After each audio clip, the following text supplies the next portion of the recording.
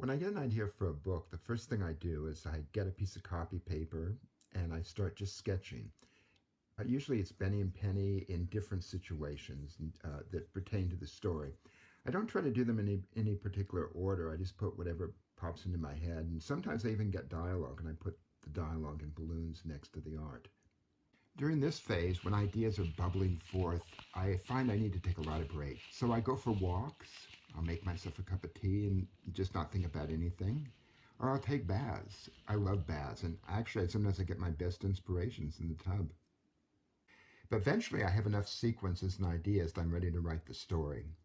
And how I do this is the first step is I create what I call a storyboard. So it's not really a book, it's more like a comic strip. The drawings are very rough and I can move them around and change them as things develop. When the storyboard's done, the next thing I do is I send it to my editor and she makes suggestions and we go back and forth and refine the text.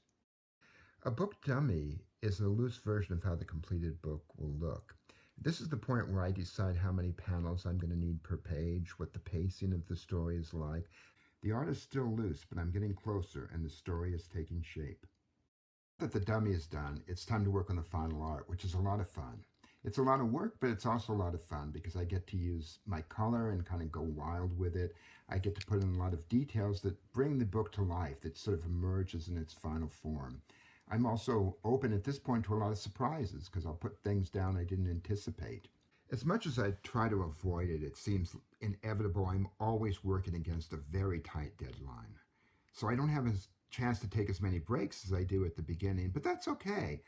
The way I lighten this up is I drink a lot of coffee, I stretch, and I love to dance.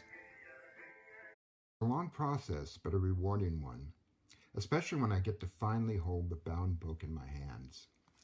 However, the truly rewarding part doesn't come till about 6 months later when I go around to schools or libraries or bookstores and I get to meet my audience. I get to meet the kids who have actually read my books. And their enthusiasm is so infectious and they're so funny and cute that it really inspires me to do more. And it's really the reason why I do this in the first place.